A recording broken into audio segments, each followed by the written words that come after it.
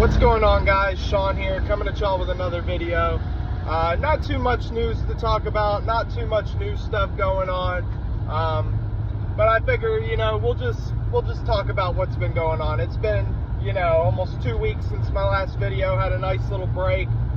Just been working, hanging out with the kids, but we got to try and push something out. We got to keep the channel alive, keep us in the algorithm. We had a nice little pop recently. I appreciate all you guys for that. So anyway, we're gonna spit a little on the Eagles. Some things that they're looking at right now, possible trades, just my thoughts. And then we're gonna look at the Sixers too. A little bit more going on with them, a little bit more thoughts, things to cover. And then maybe briefly touch on the Bills. I don't know. I haven't really been following them too close, but I did watch the Mets meltdown last night, which was pretty hilarious. That was a good time. Glad I tuned in for that one, although I was miserable when I first tuned in because that was when it looked like they were running away with it. But anyway, I need you guys to hit the like, hit the subscribe button, come back, check me out next time, comment down below, start shit with each other, start shit with me, whatever you want to do, man. Any attention to the channel is good attention, helps get us in the algorithm. If you got nothing to say, just throw an emoji down there. Tell me that you hate me. Tell me that I look good. Whatever. It doesn't matter. Just help me out. All of y'all that have been here before, that are subscribed, I appreciate y'all. Your continued support, even when I'm off and on, when I'm taking time off. It means the world to me. I just thank you guys so much for that. Without further ado, let's go ahead and get into it.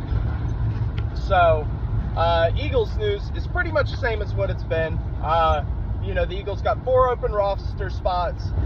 Been a couple more connections to Patrick Queen over the past week that I've seen. People seem to think Budda Baker's becoming a real possibility. I've seen someone put out that it was like a 2025 third-round pick will get it done for Budda Baker. That made me laugh pretty hard. I'm not gonna lie. I think the Cardinals are dumb, but I do not think they're that dumb. That is a long time away for a player who is a star right now. Yes, it is a contract you can dump, but from their point of view, it just really doesn't make any sense. Why would they do it for a pick that's so low and so far down the line when there has to be teams out here that would be willing to pay more?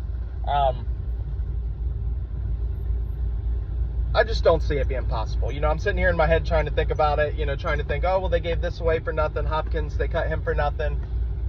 It's just different. Hopkins is an aging receiver. You can't keep him on a roster that's retooling and rebuilding. Budda Baker's different. He's still young. He's still got years ahead of him. To be totally honest, I don't think he's played his best football yet. I really think that Budda Baker's one of those players that works on his craft year-round. He stays out of the news. He's a guy that you can expect to come back, and be better and better and better until his body does not allow it anymore. And I don't think he's close to that point. I don't think he's exactly been injury riddled. So there's really no telling. The Patrick Queen news. I really like Patrick Queen. I think that he would be a phenomenal upgrade at the linebacker position. Not necessarily to Nakobe Dean, but to Fabian Moreau, I think it is. Nicholas Moreau. Maybe it's Nicholas Moreau. Moreau, I'm pretty sure is the last name. I don't even know the guy. You know what I mean? And I've seen people say, no, he got a lot of tackles for the Bears last year. Well, the Bears were boo-boo last year. I don't want to rely on that. What I'm looking for is a Patrick Queen, someone who's still young, another player, stays out of the news, gets better every year, works on his craft, hones his skills. Comes from the Ravens, a dog defense. Everybody on that defense has to be a dog or you just don't make the cut. Yeah, they weren't great last year either, but I think they had problems that were way bigger than the middle linebacker position. And I expect them to come back and be a unit again this year. So, and those are the kind of players you want to add to this defense. Nothing against Moreau or whatever. He could be good. He could make me eat my words. That's perfectly fine. I'd be absolutely okay with that. Same as TJ Edwards. I didn't think he was going to get any better. He definitely got a little better. Not as good as he could have been in my eyes, but he definitely got better. Kazir White, I had a little more faith in because I had seen and heard a little more that pointed towards him being the player that he kind of turned into for us. He never really surprised me. He was about what I expected. So, you know, if Moreau could be either of those things, then that's great. You know, those guys took us to a Super Bowl last year. You know, I think Dean and whoever can get the job done again this year. You know, a thumper, pass coverage guy, whatever you got to bring in. Also, I think Nolan Smith has some hybrid capabilities that people aren't talking about. 4.39 is nothing to scoff at. He's amazing off the edge, but he's going to Von Miller camps, so he understands the assignment. He knows he's going to be in coverage eventually. You know, and you look at what the Eagles did with Hassan Reddick last year. I know Jonathan Gannon's gone, but still a 3-4 system, more than likely. So your edge guys have to be able to kind of peel off and, you know, play a little bit of coverage here and there. You know, you can't send 5 every single time, especially not if you're getting cooked. So, you know, trying to think of who else has been in the news and linked to the Eagles recently. I mean, it seems like everybody, you know, Dalvin Cook became available, him to the Eagles. DeAndre Hopkins became available, him to the Eagles. You know, you still got a lot of really good guys on free agency that are untouched. John Johnson's still sitting on free agency. I believe Kareem Hunt's still a free agent. You got guys everywhere. You know, the top 10 free agents could probably damn near make a decent team of their own, you know, at least on one side of the ball. So I definitely think there's options. There's people to look at. I think the Eagles are really high on their undrafted class because we've had a lot of undrafted success recently. So I think a lot of undrafted guys are coming to the Eagles because they're seeing that people have had success here. So, you know, I don't doubt Howie. I don't doubt anything we're doing. It's just, you know, it's one of those things. You got 4 open roster spots. I'd like to go ahead and see us fill them, even if they are with some young guys, just some depth or whatever. I have no doubts about this team or where we could go this year. I think the offense is built to carry us. I think our outside corners are good enough to funnel everything inside, which is exactly what we did last year. Continue to funnel everything inside, make solid tackles, slow down the run, score points, win games. You know, that's pretty much it for the Eagles. But, you know, I expect the formula to be a lot of the same as what it was last year. Yeah, plays are going to be different. Schemes might be a little different. But, you know, for the most part, why stop with a winning formula? You know, why change a winning formula? Anyway, guys, that's enough of that. I rambled on way longer than I wanted to about the Eagles. It's all stuff you guys know anyway. Let's jump ahead to a little bit of 76ers. It's looking more and more like James Harden's going to come back. You know, I know that one of my most popular videos on the channel is when we got Harden and my excitement for the player I thought we were getting. But he has not been the guy that I thought he was going to be. And I should have known. You know, players get old. I'm the one who says this shit all the time. Players get old. They can't do what they do forever. They have to change. They have to adapt. And that's all good and well. That's all fine. But I thought Harden still had a good 3-point shot and a good enough drive midi-game to keep him afloat for a couple more years. I genuinely thought that it was possible that him and Embiid averaged 25 points a game or more. You know, I don't understand if it was Doc Rivers. I don't understand if James has just been more hurt than we thought or if he really is over the hill already.